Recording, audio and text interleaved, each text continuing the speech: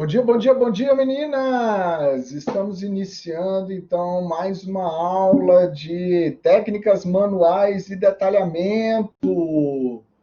Hoje, dia 27 de outubro. Bom dia, menina Adriana. Bom dia, menina Natália. Bom dia, menina Rayane, Maria Galvão, Clarissa. Bom dia, bom dia, bom dia. Sejam bem-vindas. Como passamos de ontem para hoje? Certo?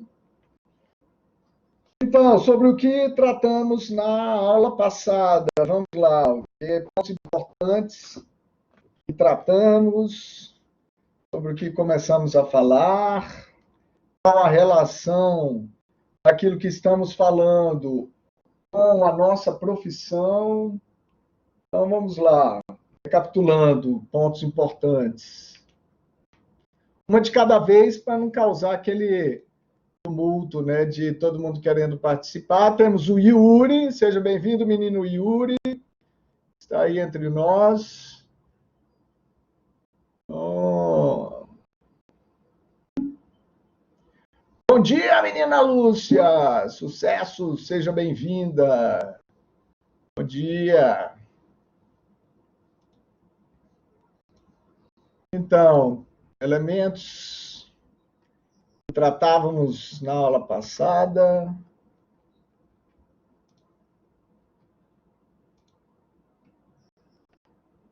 A gente começou a falar sobre diagramação, né? Entramos aí sobre o conceito, efetivamente, né, de diagramação no design gráfico.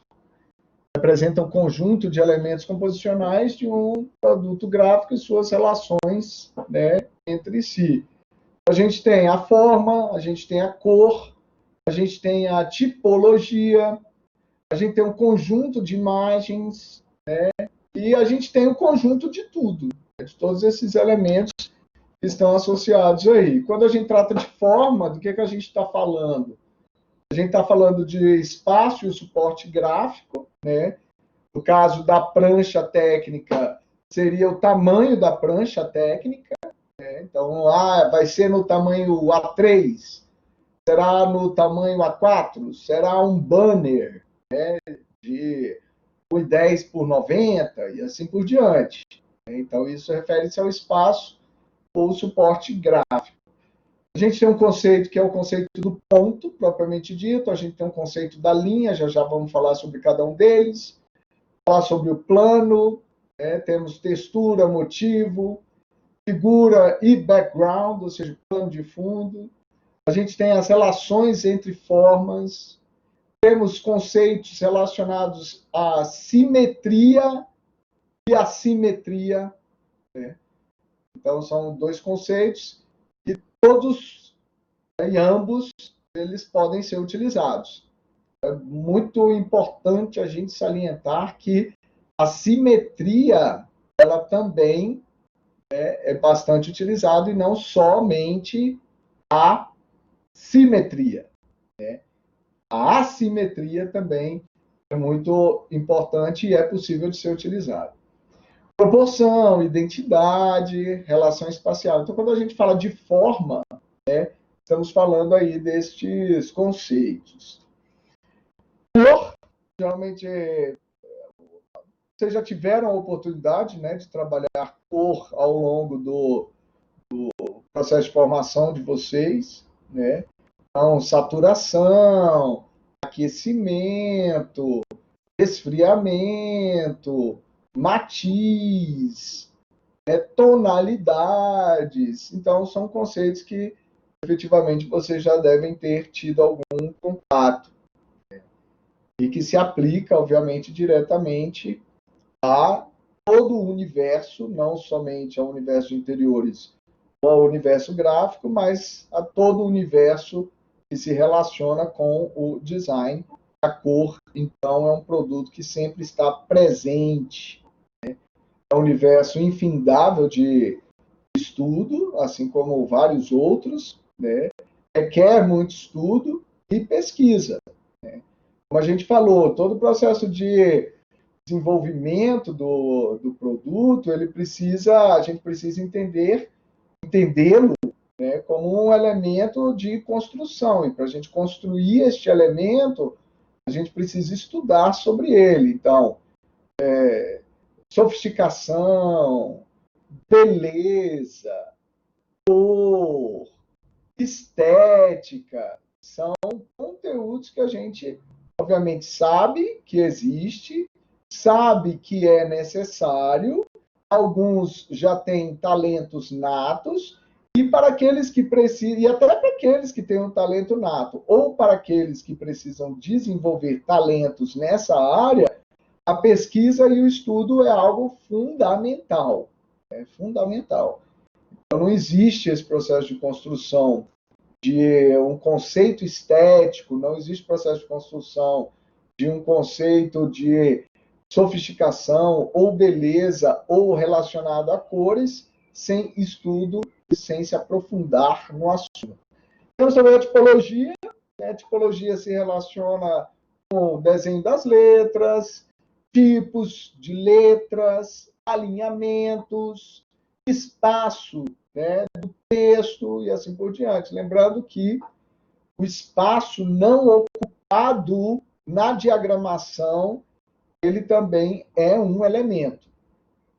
Também é um elemento. A gente vai ter oportunidade de visualizar isso.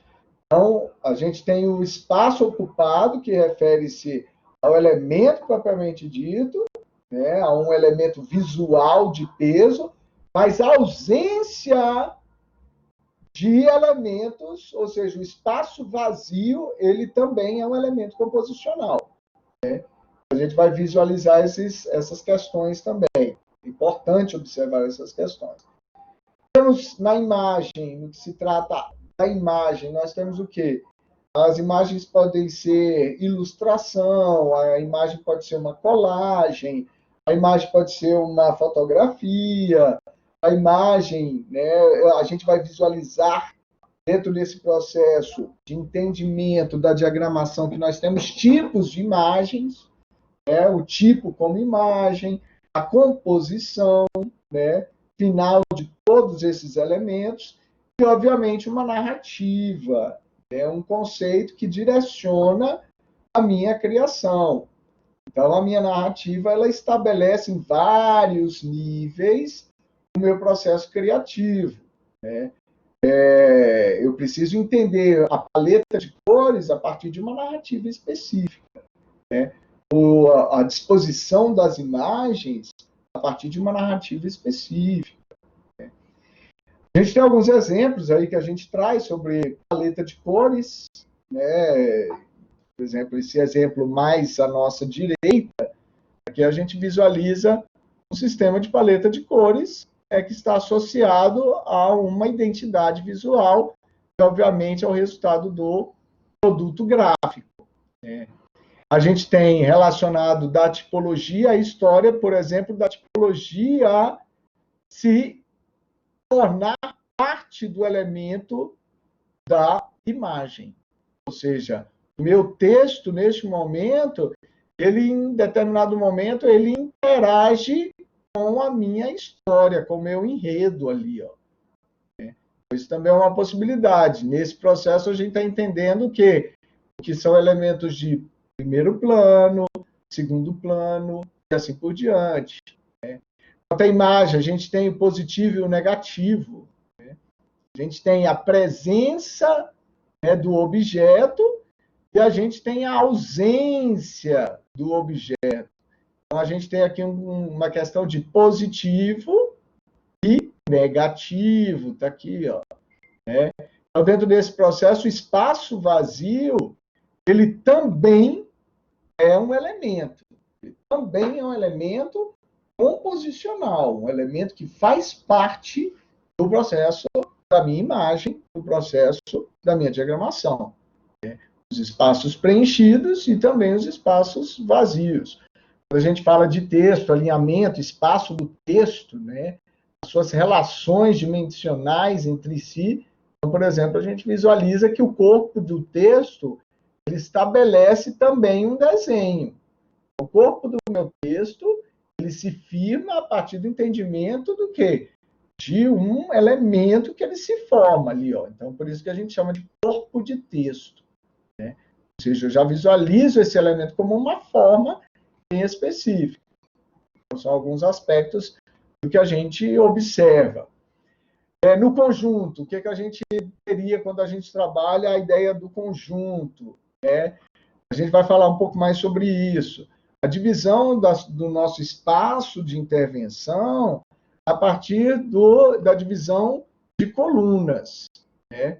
Então, quando a gente estabelece que temos um espaço para preenchê-lo a partir de uma informação, temos o espaço para preenchê-lo a partir de certos elementos que são necessários, assim como uma sala que precisa de seu mobiliário para que ela possa atingir o seu objetivo. Da mesma forma, nós temos o quê? O espaço, a área de intervenção da arte, e nós temos também a divisão desse espaço a partir de um entendimento, que pode ser a divisão de colunas, né? Uma divisão de colunas e linhas, que gera uma grade modular, depois a gente vai falar um pouco mais sobre isso, né? Grades compostas, desenvolvimento das grades, eu posso estabelecer um ritmo, né, a todos esses elementos, uma variação de algum elemento e uma transgressão de algo que não era previsto inicialmente, né? E a possibilidade de variedades de formas. Nesse caso aqui, a gente tem algumas interações específicas bem interessantes, né?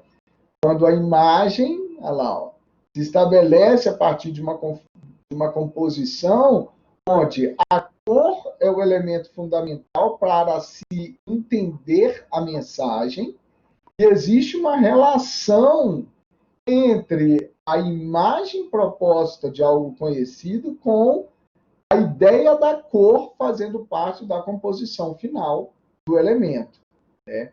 Essa imagem é uma imagem bem interessante para onde a gente estabelece muito facilmente a relação, por exemplo, do que seria a vestimenta, né, e de um espaço que contém a cor propriamente dita, né? Então, nesse caso aqui, há uma relação.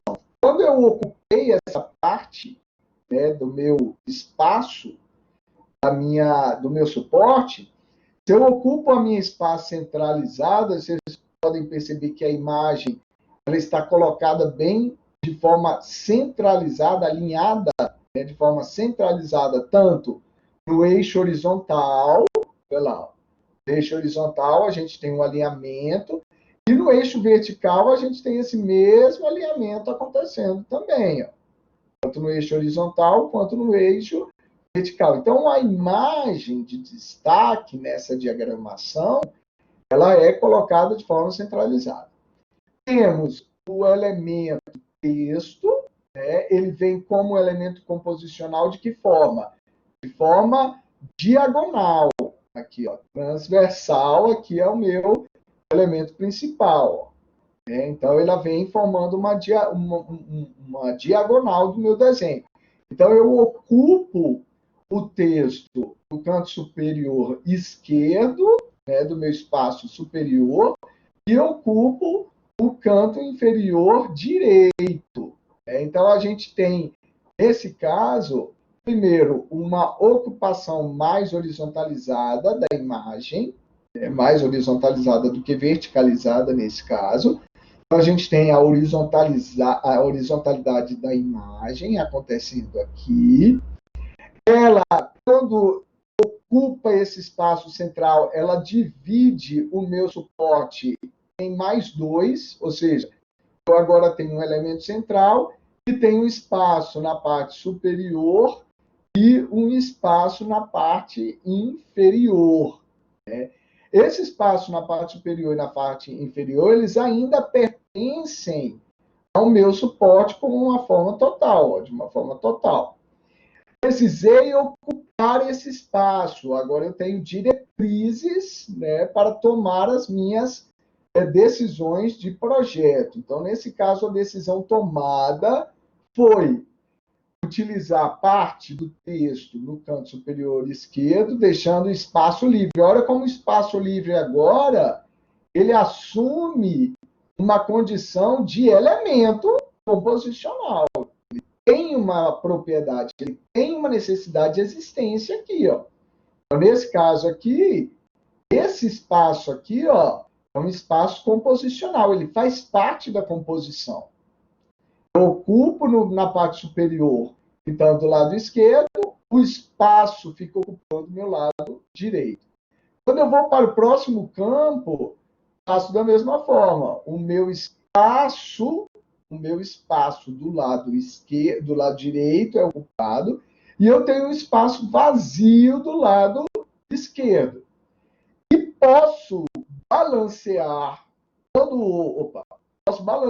todo o sistema a partir de uma informação de base.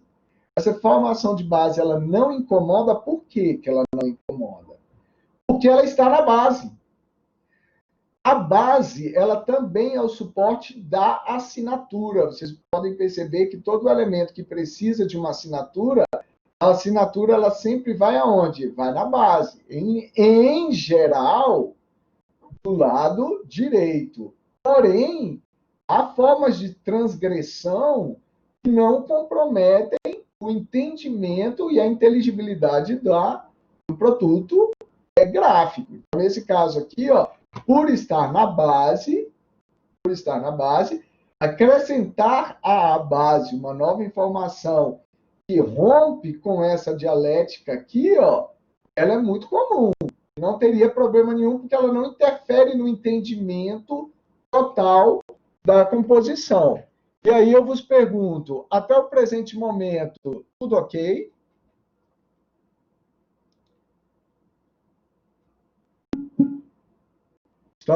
Estão acompanhando a linha de raciocínio?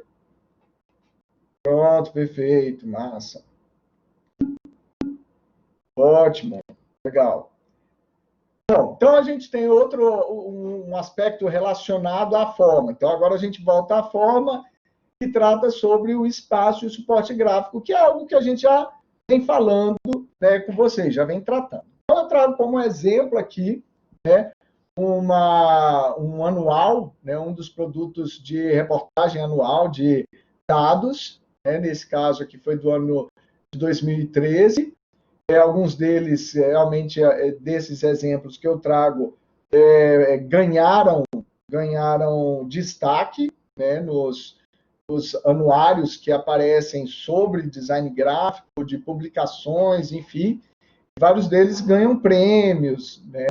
Então, nesse caso, o que a gente tem? A gente já percebe que o padrão de cor, né, o padrão de paleta de cores, ele cria a identidade da minha sequência. Então, esse é o princípio. Então, nesse momento, a gente percebe que há uma necessidade de perceber a presença daquela tonalidade específica da cor como elemento de identidade. Ou seja, aqui eu tenho uma família de páginas que pertencem a um mesmo documento ou a uma mesma reportagem. Nesse caso aqui é um documento porque é uma publicação. Quando for utilizar, aí qual é a regra estabelecida? A cor é essa tonalidade de azul esverdeado. Quando formos utilizar de fotografia, essa fotografia ela é preto e branco. E podemos trabalhar com escalas de cinza. Então, a regra criada neste momento, o conceito estabelecido, criado neste momento, a narrativa, ela se estabelece a partir do quê?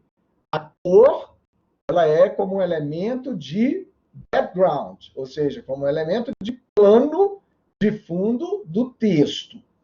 Agora, todas as vezes que aparecer imagem, essas imagens são em preto e branco. Então, isso é uma regra muito simples de se estabelecer, porém, ela, obviamente, ela é importante, por quê? Porque ela determina a forma como eu trabalho a minha arte. Daqui por diante, A gente já criou o quê? Uma normativa para o estabelecimento da linguagem. Ela sempre vem, a foto, ela sempre vem como segundo plano, né? Então, ela nunca interrompe a cor, a figura de cor, nesse caso, a cor azul esverdeada, ela nunca interrompe. Quem interrompe, na verdade, é a cor interrompendo a fotografia. Isso a gente vê. Agora, a fotografia ela não vem para primeiro plano, né? Então, nesse caso, a gente está entendendo que a fotografia ela sempre funciona como plano de fundo da minha cor que está sendo estabelecida. E, porventura, nesse caso, ela está suportando quem? O texto.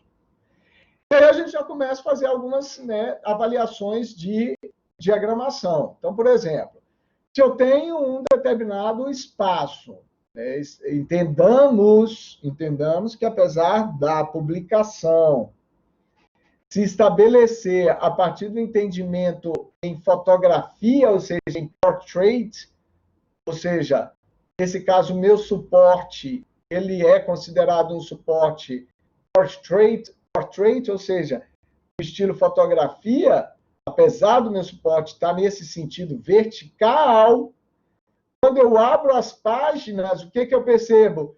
O meu suporte passa a assumir o quê? Uma identidade vertical, horizontal. Olha lá.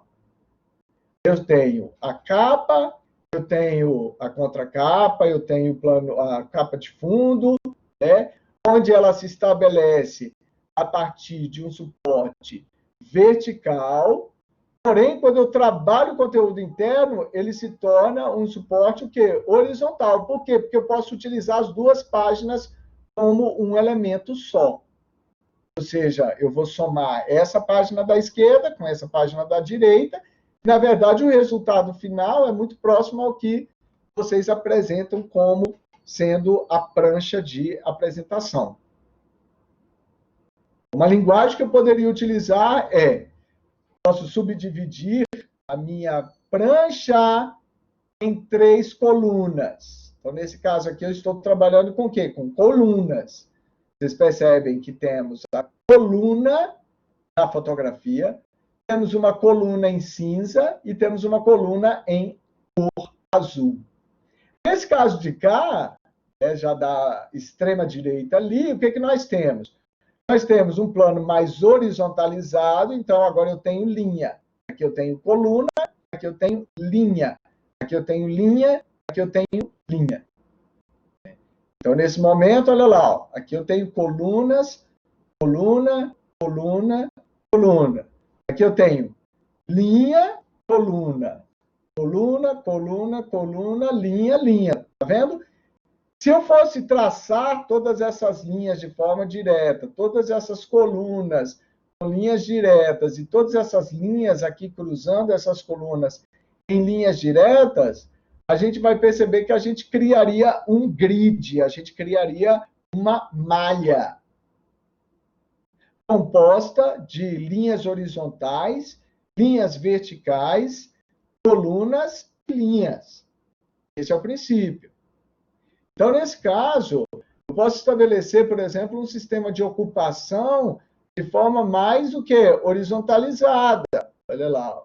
Nesse caso aqui, eu tenho um processo de ocupação de forma o quê? Mais verticalizada. Olha lá. Posso misturar as duas? Sim, posso misturar as duas. Né? Eu entendo e vou alternando essa brincadeira.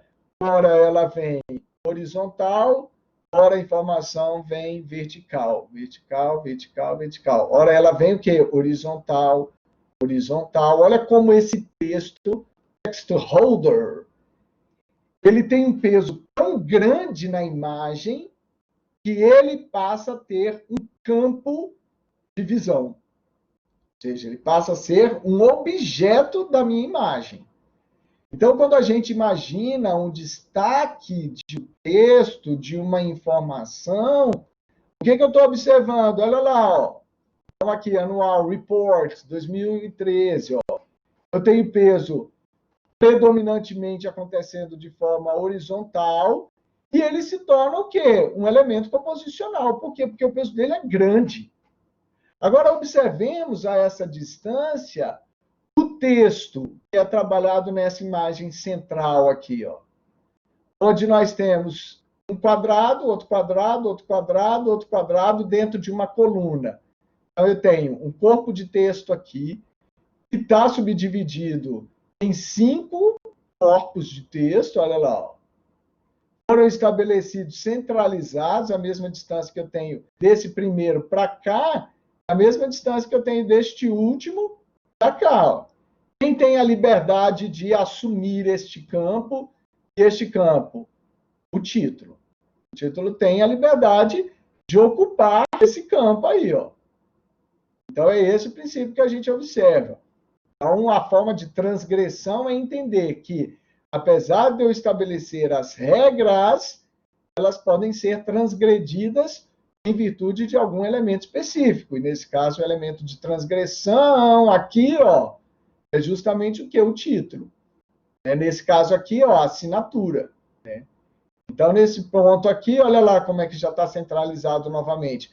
A mesma distância que eu tenho desse primeiro elemento até o final do meu suporte, olha lá, ó, a mesma distância que eu estou observando desse último elemento aqui até o final do meu suporte. Nesse outro caso aqui, a gente tem um elemento central disposta de forma ocupada de forma mais horizontalizada, né? E dentro desse novo espaço que surge, que é esse cujo background agora é o azul, eu trabalho em quê? Em colunas. Olha lá como foi disposto todo o elemento ali em colunas. Nesse caso aqui, o título me ocupa uma situação mais o quê? Mais horizontalizada. Então, nesse caso aqui, ó, eu não vou interferir com nada. Por quê? Porque a sua mente ela está lendo essa linha, que começa aqui, ela está lendo essa linha, ela termina aqui, mas a sua mente ela está projetando até o final essa linha aqui agora. Por isso que esse espaço aqui ele foi liberado. Para quê? Para liberar esse elemento de transgressão, um espaço a partir de uma zona de respiro maior. Então, quando a gente estabelece esse entendimento de visualização, estamos justamente observando essas questões. Eu pergunto, até o presente momento, it's okay?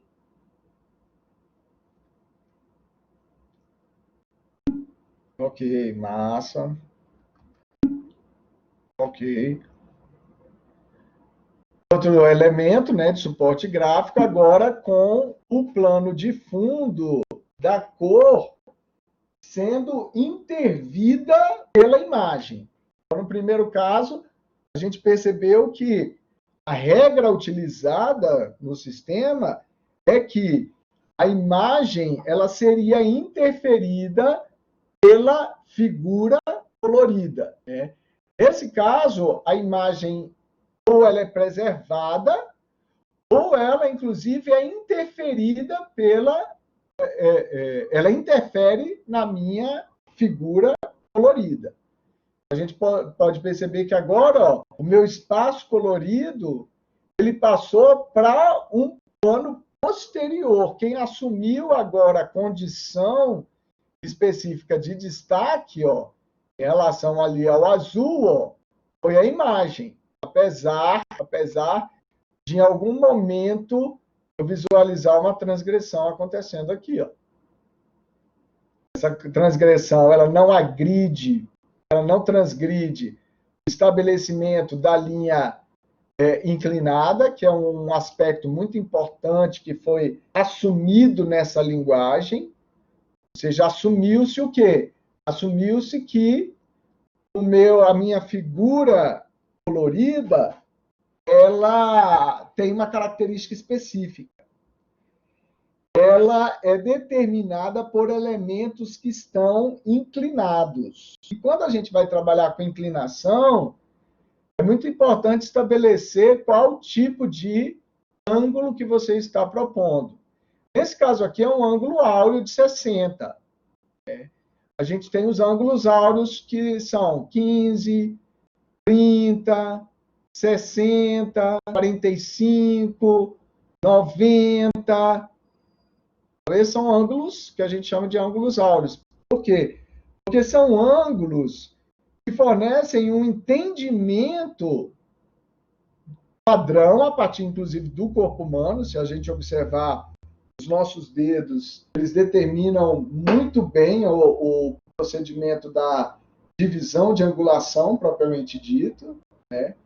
De ângulos de 30, ângulos de 15, de 45, ângulos de 60 e ângulos de 90 graus. A gente vai perceber que são os ângulos, inclusive, que fazem parte do quê? Do jogo de esquadro. No jogo de esquadro, a gente tem um ângulo de 30 graus, a gente tem um ângulo de 60 graus, a gente tem um ângulo de 45 graus, a gente tem um ângulo de 90 graus. São ângulos áureos. Então, são ângulos que são mais harmônicos, eles causam mais conforto no entendimento. Um dos aspectos relacionados a elementos inclinados é sempre observar que ângulos áureos são ângulos onde a mente ela recebe a informação de forma mais confortável. Muito diferente quando a gente trabalha com ângulos fora deste padrão. Por quê? Geralmente, nesse espectro, fora desse padrão, a mente tende a entender como algo torto. É incrível isso, mas é um processo de neurolinguística, onde você entende que existe a intenção do inclinado, ela se estabelece a partir de ângulos áureos, e algo que a sua mente entende como algo que esteja torto. Então, a gente tem que tomar muito cuidado quando vai estabelecer esses elementos no espaço ou utilizá-los de forma direta em qualquer campo do design, né? Seja na poltrona, seja na escrivaninha, seja no balcão de atendimento, seja na disposição da divisão interna de um espaço, enfim. Então, nesse caso, o que a gente está visualizando? Que a gente tem um elemento inclinado que dá identidade muito específica à minha figura de fundo, nesse caso, a figura colorida. Essa figura colorida, constantemente, ela é intervida, não só por esses elementos inclinados, como ela também é intervida pela imagem. Olha lá. A imagem de destaque, ela empurra, ela interage com a minha figura azul, coisa que não acontecia, por exemplo, nesse ponto anterior. Ela era de destaque, ela estava em primeiro plano e constantemente a imagem, a foto, ela era intervida, né, pela figura colorida. A figura colorida, então, intervinha na imagem. Nesse caso aqui, em vários momentos, ela se liberta. Agora, haverão pequenos momentos de transgressão. Uma tonalidade do verde que eu estou utilizando, a outra vez, a segunda vez que ela aparece, é na outra tonalidade do verde que eu também estou utilizando. Eu só vou visualizar essas duas transgressões aqui pontuais. Olha lá. Nesse caso. O restante todo você percebe que ela se isola, a imagem se protege dessa intervenção do plano de fundo, nesse caso, figura colorida. O texto ele se estabelece, né, de forma mais livre no que se diz respeito à justificativa. Você pode perceber que do lado esquerdo ele está alinhado. Já do lado direito ele está todo serrilhado aqui, ó, tá vendo? Ó? Isso é uma possibilidade. Eu posso muito bem alinhar apenas, optar por alinhar apenas ou do lado esquerdo ou do lado direito, ou muitas vezes estabelecer o texto justificado de forma centralizada. Mas nesse caso aqui, ó, o designer ele optou para toda a parte que for a parte de informação de texto, né, de corpo de texto, ela sempre virá alinhada à esquerda. Então, isso daqui é uma constante neste caso aqui. Já neste outro caso aqui, anterior, olha lá, ó, a gente vê um alinhamento acontecendo tanto de um lado quanto do outro. Ó. Ele está acontecendo aqui, aqui ele acontece da mesma forma, tá vendo? Ó? Aqui nós temos ele acontecendo da mesma forma, olha lá. Ó. Aqui da mesma forma, tá vendo? Ó? Então, nesse caso aqui, a opção que foi, a decisão que foi tomada é que o corpo de texto seria apresentado de forma justificada de um lado e do outro. Nesse caso, não. Vocês podem perceber que toda a opção de texto ali, ó, o serrilhado sempre ficou para o lado direito. Olha lá. Até o presente momento, estão entendendo as colocações?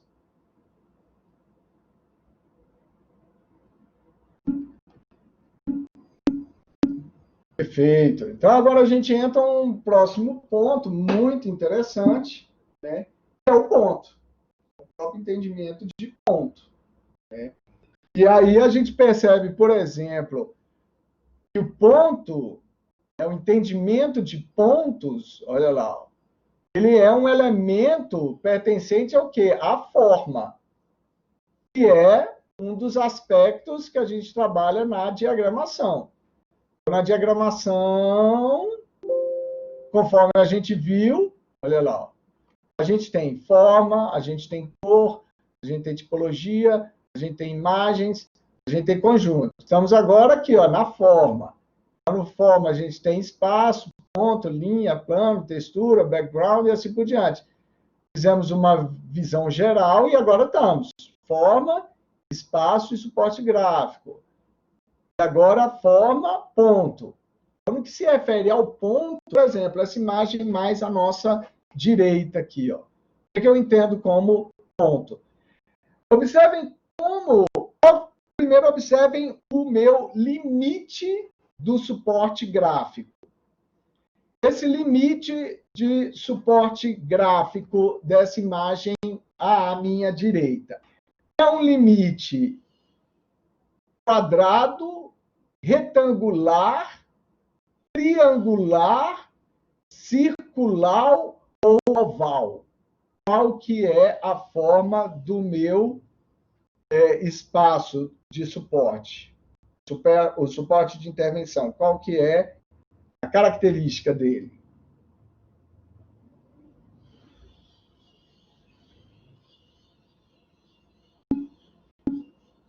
Isso, é um retangular já muito próximo do quadrado, né? Já estava bem mais próximo, apesar dele ter uma dimensão levemente maior, né, na horizontal do que na vertical, tecnicamente estaríamos considerando como algo praticamente próximo ao quadrado, apesar dele ser retangular, porque tem medidas levemente aí a mais no sentido horizontal. Mas parabéns, né? Não é triangular, não é circular, não é hexagonal, né? É retangular.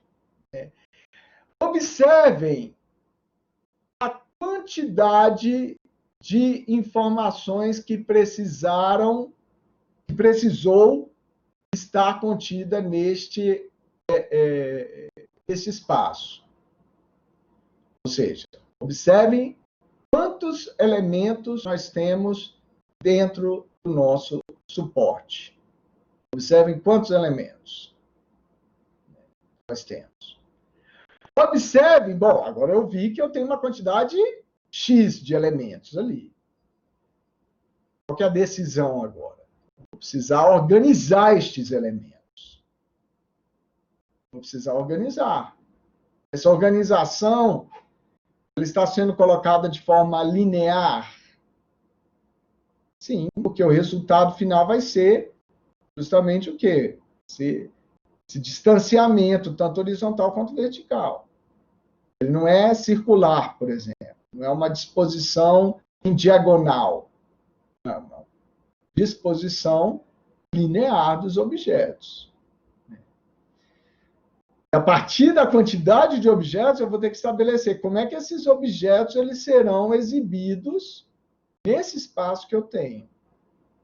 Eu disponho de um espaço X, eu disponho de uma quantidade X de objetos. Como é que eu vou agora estabelecer a forma de organização desses objetos para gerar uma composição satisfatória? Então, dentro desse princípio, quando eu estabeleço essas imagens dispostas dessa forma, e começo a distanciar-me, né, desse objeto, no final, cada uma dessas formas, aí, cada um desses íconezinhos, eles serão interpretados como o quê?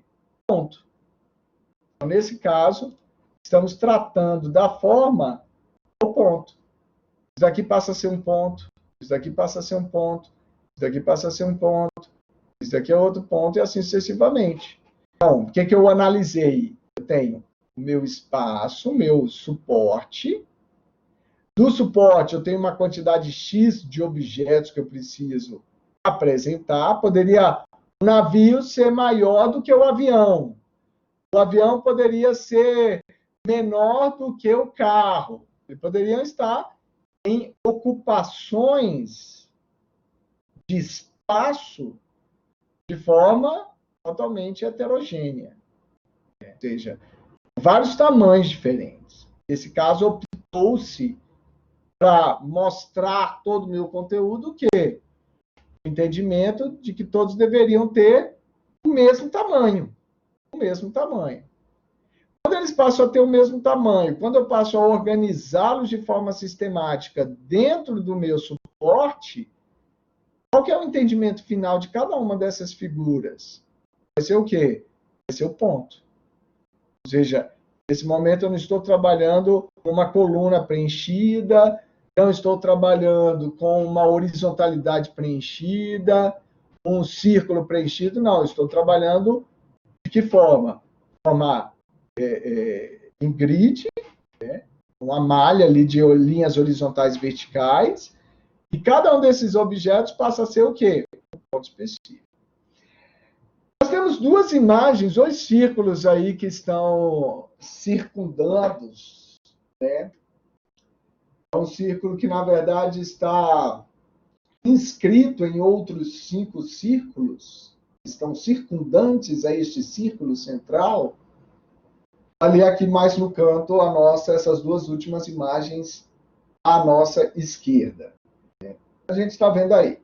Aí eu pergunto, desses dois círculos que estão centrais aí à nossa esquerda do slide, qual círculo central é maior? O círculo da direita ou o círculo da esquerda?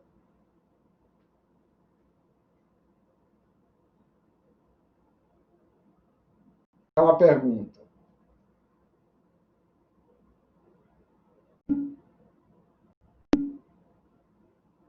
Ah, então você já sabia, né?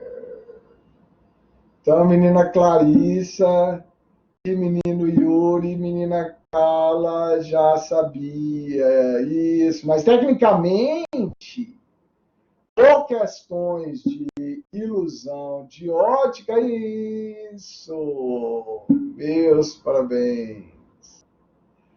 O da direita dá a impressão de ser maior, mas os dois devem ter o mesmo tamanho. Pronto, matou a charada. E por que um parece ser maior? Ah, legal, legal. Bom, bom.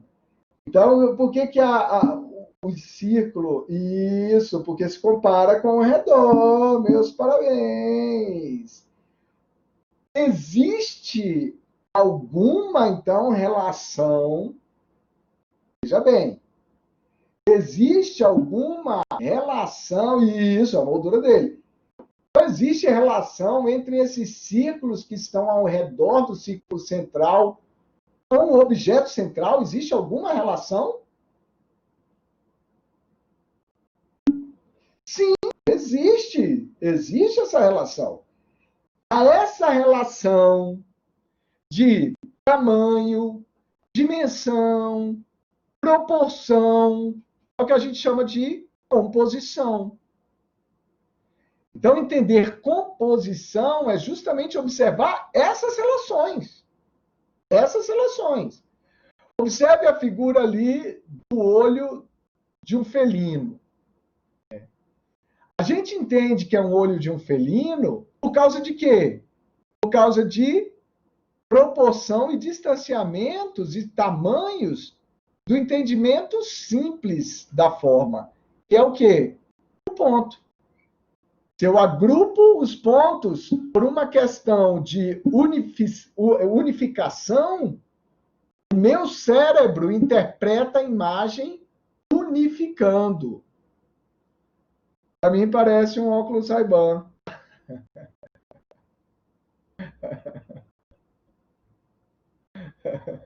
Na verdade, tipo, o óculos Ray-Ban está levemente torto, entendeu? Não, mas eu entendi que agora que você falou, eu vi o óculos Ray-Ban, mas na verdade é um olho de um felino. Mas conseguiu ver? Isso acontece demais. Isso acontece demais. Eu acho que eu tenho até uma imagem. É igual o C do Carrefour. Né? É igual o C do Carrefour. Depois que a gente vê o C do Carrefour, aí o símbolo faz mais sentido.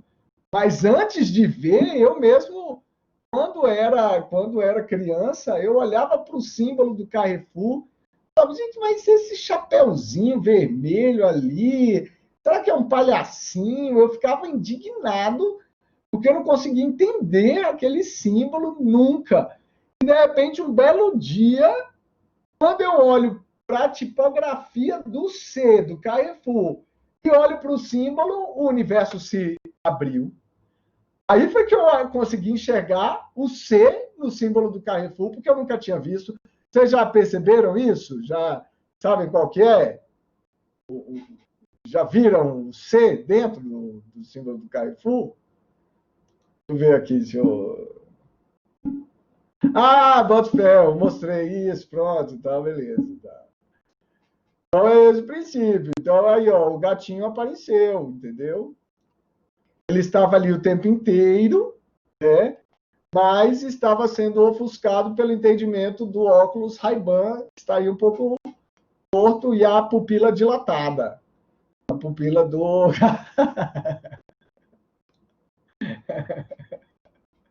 Muito legal. Então, esse entendimento, né, de proximidade dos objetos e interrelações entre eles é o que causa essa ilusão. Por exemplo, a Lua no horizonte.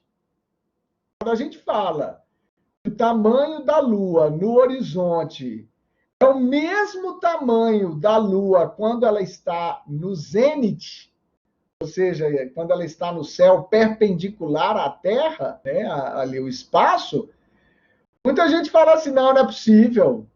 Sim, a Lua não muda de tamanho.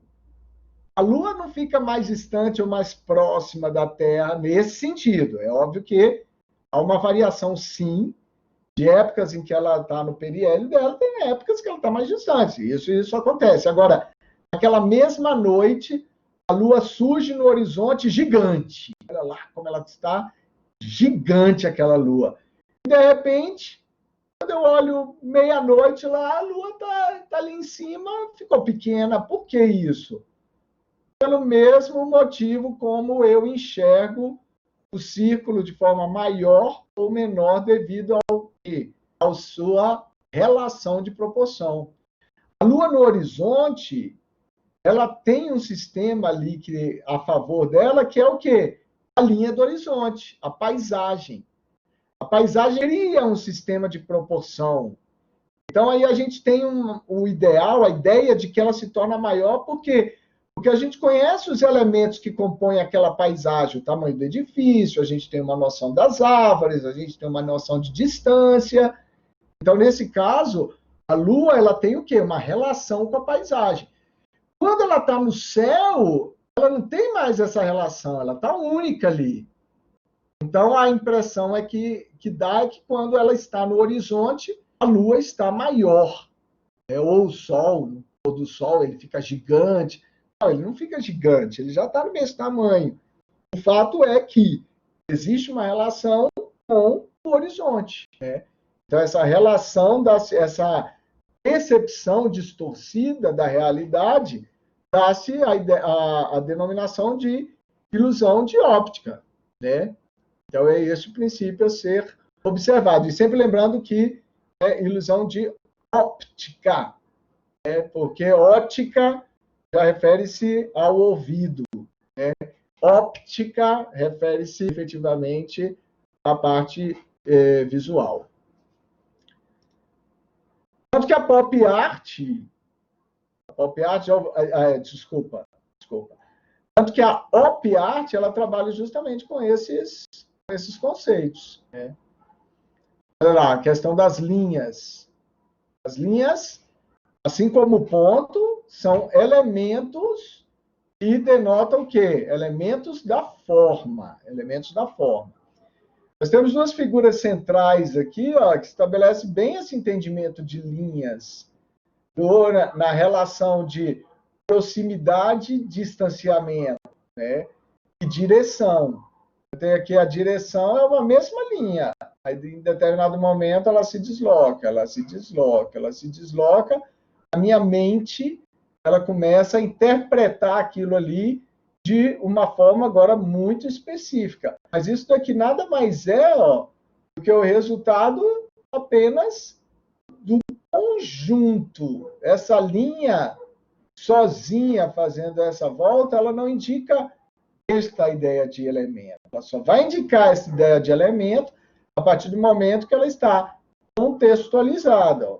Ela tem um contexto, ela tem uma quantidade, ela tem uma ideia de continuidade e ritmo, e aí tudo isso no final eu percebo efetivamente a imagem que está sendo proposta nessa figura. Né? Mesma coisa aqui do outro lado. Mesma coisa aqui, ó, trabalhando apenas com linhas, proximidades e distanciamentos dessas linhas. Então, nesse caso aqui, o aspecto fundamental está relacionado ao quê? Ao fator proximidade, ritmo, distorção e assim por diante. Né? Esse outro caso aqui é uma obra da Op Art, Optical Art, né? Por isso chama Op Art. Ela, na verdade, surge na década de 70, mas a primeira exposição que vai surgir vai ser uma exposição no Museu de Arte Moderna de Nova York, na década de 70. Para ser preciso, em 1975, há uma exposição chamada de The Responsible Eyes, a resposta ocular, que vai acontecer em Nova York, né? E as revistas da época, inclusive a revista Times, vai fazer uma matéria sobre essa exposição, né, e atribui, então, a essa exposição uma nomenclatura de Op Art, ou seja, that's optical art, ou seja, arte óptica. Né? E aí surge o conceito, efetivamente, da Op Art. Ela, na verdade, o conceito da Op Art, o próprio movimento, ele vai ser mais conhecido na década de 80. Isso porque quando dá a exposição em 1975, o auge do momento nas artes gráficas era a pop art. Então, ela ficou durante muito tempo ofuscada pela pop art. A gente vai perceber que ela começa a ter um destaque maior durante a década de 80. Inclusive, se eu não me engano, foi Jean-Paul Gaultier, né, em um dos desfiles, né, da década de 80, Jean-Paul Gaultier, então, propõe uma coleção toda inspirada na Op Art. Se vocês procurarem depois, vai perceber, então, essa aplicabilidade do estilo, né, na Op Art.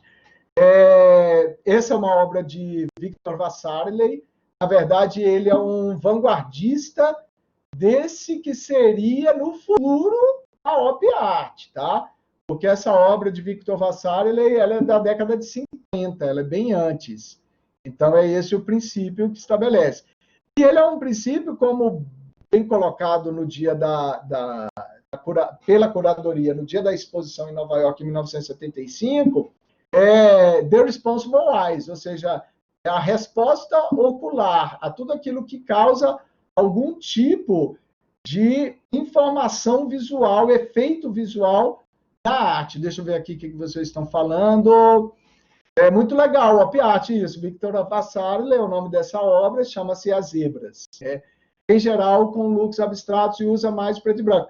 Sim, apesar do que a Op Art está voltando com força total, principalmente após o advento da computação gráfica, os computadores domésticos, o acesso que a gente tem a possibilidade de criar intervenção, a gente tem hoje uma volta ao ideal da Op Art com muita força, é uma tendência muito forte, principalmente nas artes gráficas, a gente percebeu essa manifestação acontecendo novamente. Deixa eu compartilhar aqui com vocês, vamos procurar aqui algumas referências sobre a Op Art, que é um movimento incrível, e a gente está vendo que está voltando, está vindo, né, com força total ali no universo gráfico e, obviamente, se utilizando até no espaço do interior, né?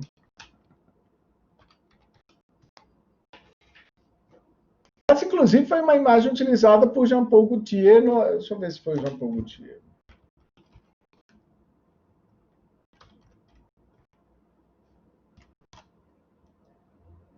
Isso foi na década de 80. Ó. Utilizando os conceitos... Olha lá, eu falei aqui. Ó, utilizando os conceitos da Op Art, ele desenvolveu uma coleção inteira, isso década de 80. Né? Se a gente for utilizar hoje, esses conceitos eles estão extremamente atuais. Olha, ó, tudo isso aí, ó, arte óptica. Ó.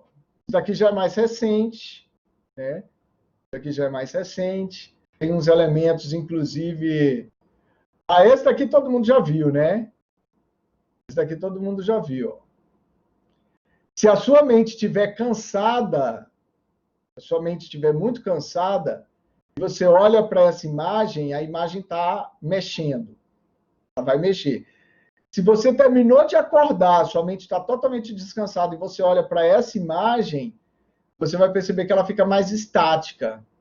Isso por quê? Porque há uma tendência do cérebro a interpretar o movimento proposto pela imagem. Tem gente que fala, isso não existe. Não, isso existe sim. Se chama neurolinguística, interpretação neurolinguística. Isso existe e, nesse caso aqui, é verdade. Tanto que se eu estabeleço, por exemplo, para vocês darem uma olhada... Eita, imagem pequena. Deixa eu pegar umas imagens grandes aqui, só um minutinho. Ó, essa daqui é fantástica para visualizar isso. Ó.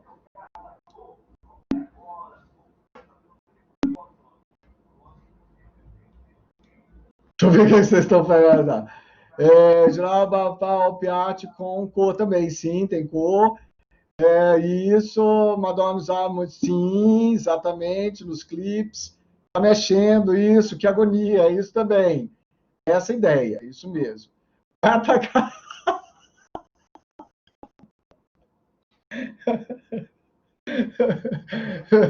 Vai atacar a esquizofrenia. Isso significa que estamos cansados. Não, nesse caso, independente se você está cansada ou não, ela é própria para gerar esse entendimento. Por que isso? A sua mente é que está direcionando e interpretando esse movimento. Agora, aquela outra imagem que eu mostrei, sim, aquela. Vamos ver se ela tem tamanho maior aqui. Deixa eu ver se ela tem tamanho maior. Aquela imagem do movimento. Aquela imagem, sim. Aquela imagem, se você olhar para ela e ela realmente... essa daqui também... Essa é ótima. Essa daqui é ótima. Essa daqui movimenta. Para onde você olha... Aí, tá pequeno. Pô, me enganaram. Achei que estava em tamanho grande, poxa vida.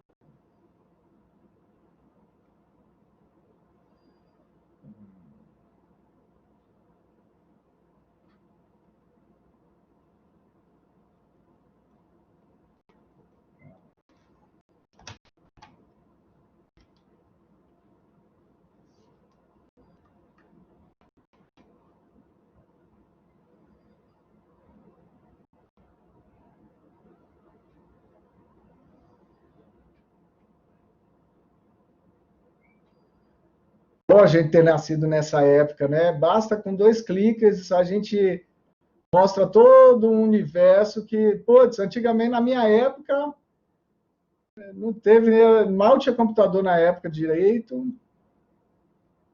Poxa vida.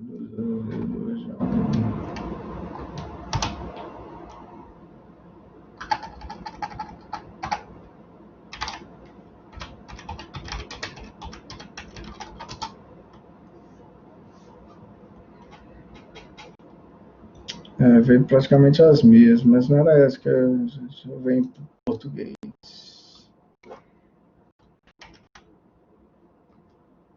Ó, todo mundo escrevendo errado. E a galera aqui, ó.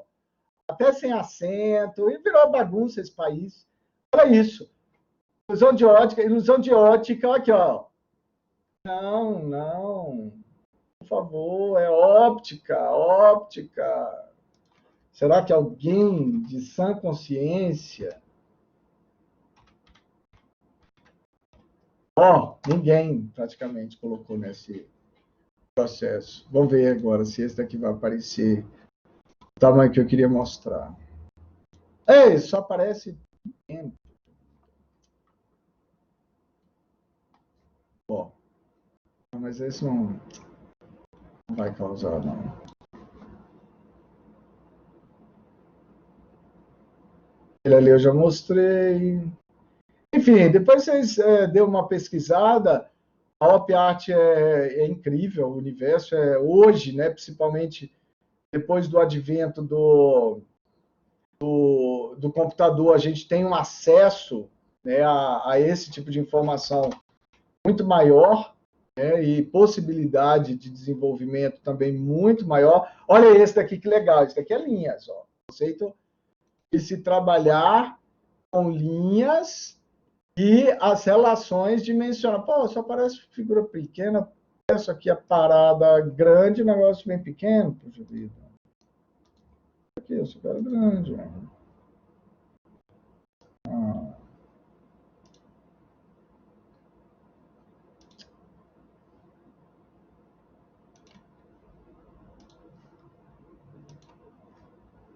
Tá, essas linhas aí, ó, elas estão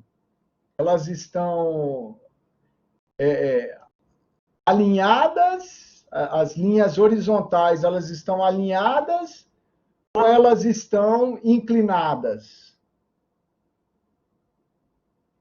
O que vocês acham aí?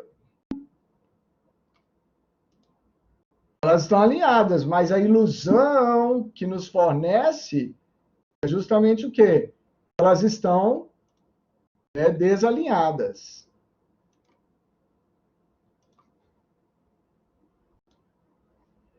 Aí. Está mexendo ou está estático?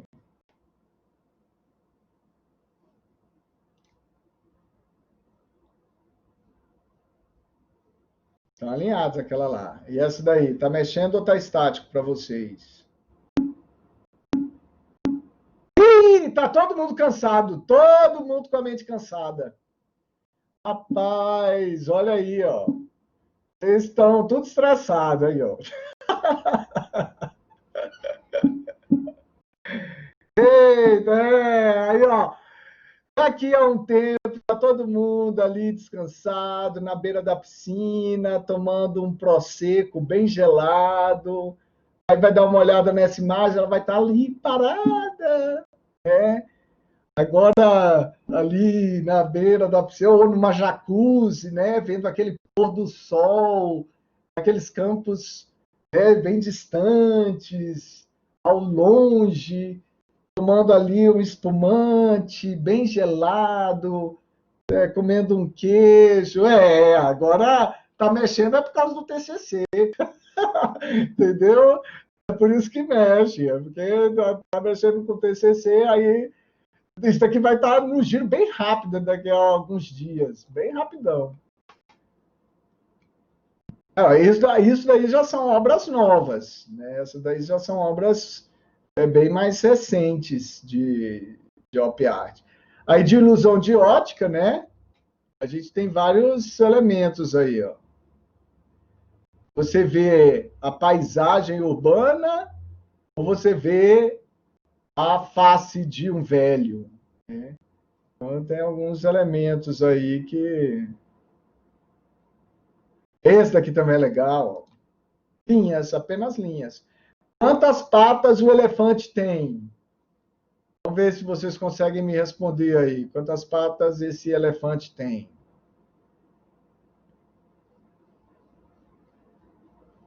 Então, o que a gente percebe? Que foi utilizado que o espaço vazio ele passa a se preencher com o desenho.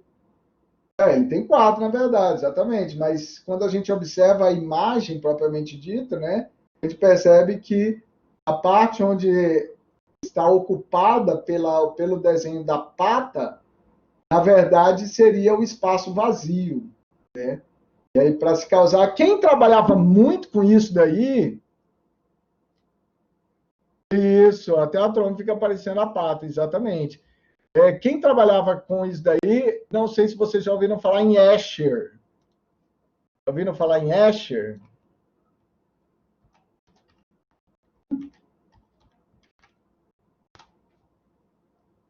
Escher é maravilhoso, gosto demais desse artista, demais, fantástico ele, fantástico. Daqui, ó, é incrível essa imagem aqui, ó. Olha lá, ó. A água desce aqui, ó, descendo, pá, caiu aqui, ela vem seguindo, ó, vem seguindo, aí segue, aí cai de novo. Olha lá, ó, ó. Incrível, incrível. Escher é fantástico esse artista. Teve uma exposição, para mim, foi uma das curadorias mais incríveis de todas as obras e exposições que eu já fui. Foi aqui no CCBB, aqui em Brasília. O que acontece? A curadoria ia receber a obra de Escher. Alguém foi nessa exposição? Quem lembra dessa exposição? Teve uma exposição, né? Isso já foi uns 5, 6 anos atrás, ou se brincar até mais um pouco. Eu até levei a turma, minha turma da época, né? Ministrava aula do pessoal de design gráfico, e aí eu levei o pessoal para lá. Rapaz, a curadoria da exposição foi incrível, incrível. Primeiro, logo de cara a gente chegava ali no hall de entrada, tinha um espaço que era um espaço feito em madeira, uma cena, um espaço cenográfico feito em madeira, e de um lado o espaço era menor, né? Do outro esse espaço era maior, era torto mesmo, né? Inclusive, então, teve mesmo. O piso era torto, o forro era torto. Porém, como o espaço foi colocado e o ponto de observação para tirar foto era um ponto muito específico. Aí ficavam 2 pessoas dentro desse espaço, aí de um lado a pessoa ficaria grande, e a outra do outro lado, no mesmo espaço, ficaria pequena, mas por uma questão de distorção ótica, era gigante para tirar foto nesse espaço. Isso era um. Vocês estão vendo essa imagem aqui, ó? É um autorretrato dele, né, segurando uma esfera, e ele está visualizando todo esse ambiente aqui, ó, todo esse ambiente. E vocês percebem que toda a obra dele, né, é feita em ponta de lápis. Isso daqui é lápis, tá? Isso daqui tudo é lápis. Isso aqui tudo é lápis, ponta de lápis mesmo. Né? Todo desenho aqui, ele foi todo desenvolvido em ponta de lápis, que a gente chama. Você vê que tem a textura aqui do lápis. Ó, tá vendo? Aí você não é de ver que a galera louca da exposição fez um ambiente para esse ambiente aqui, e você chegava assim na porta, tinha uma porta aqui do lado, né, onde ele está sentado tinha uma porta aqui do lado, na verdade era desse lado de cá, a gente sentava e ficava segurando dessa forma aqui. Aí tinha esse globo preso na parede, esse globo.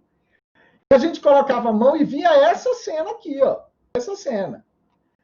Só que não para por aí.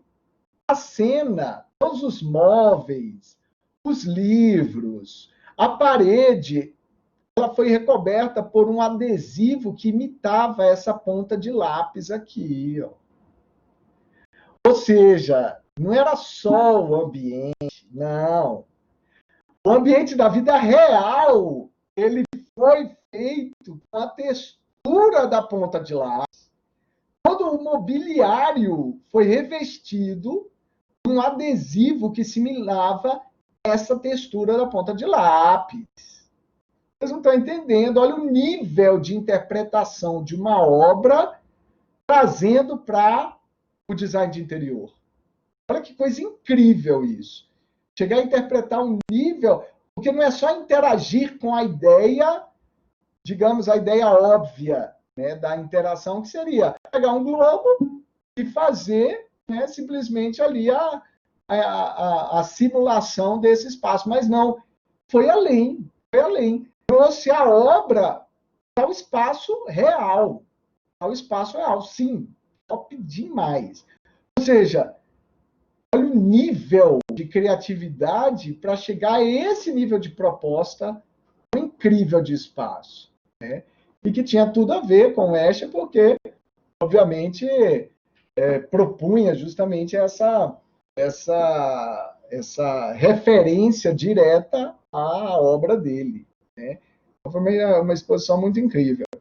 Pois bem, até o presente momento, tudo ok? Gostaram da aula? Tudo certo?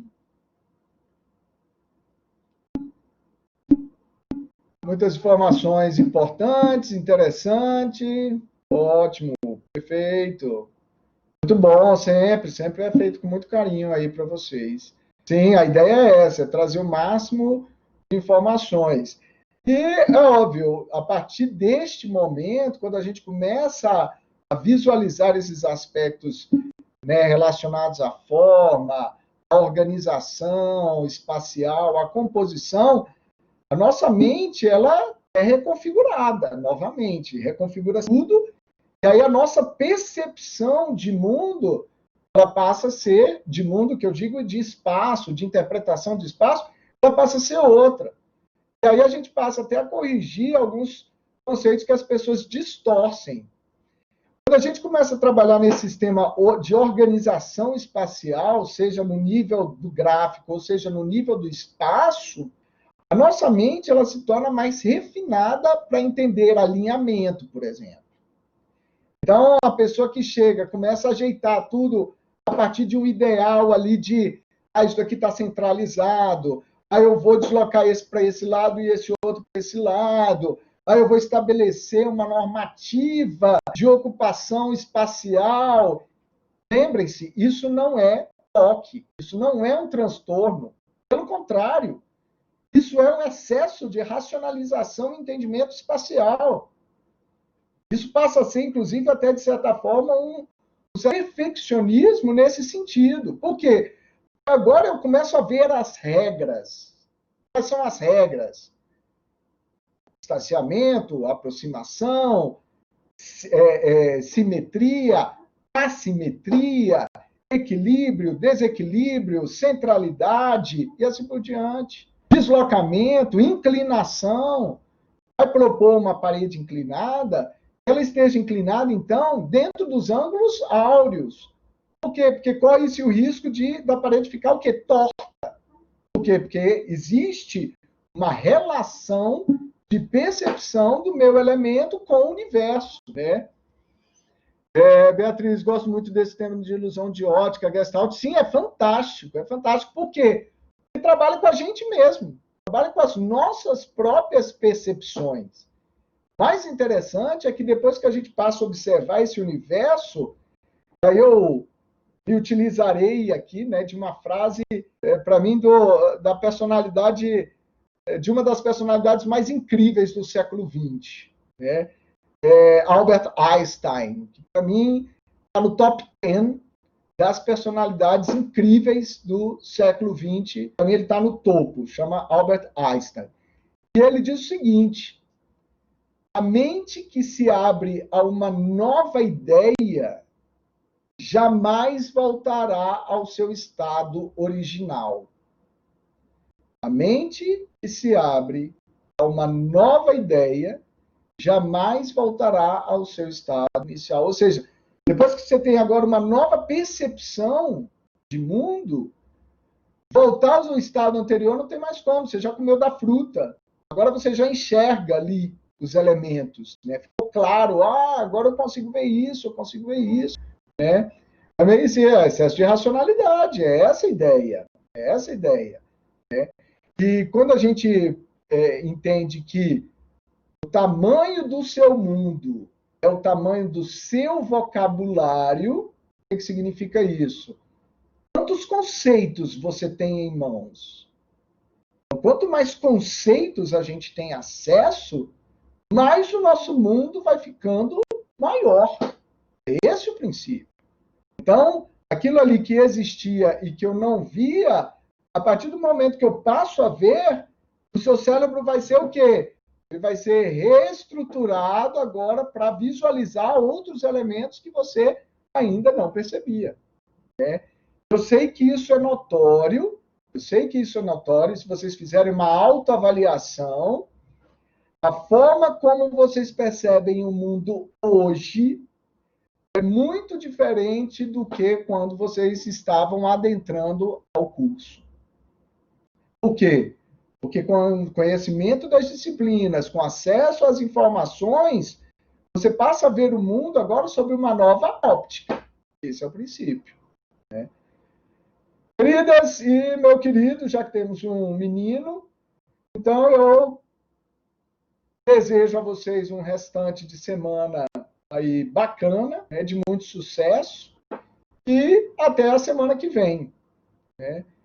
Peço desculpas aí por termos avançado aí um pouco a aula, né, o horário de término da aula, mas beijo no coração de vocês, obrigado mais uma vez por essa aula, obrigado pela participação, é isso que a gente espera mesmo, é uma turma incrível, eu gosto demais de dar aula para essa turma, então continuem assim, tá bom?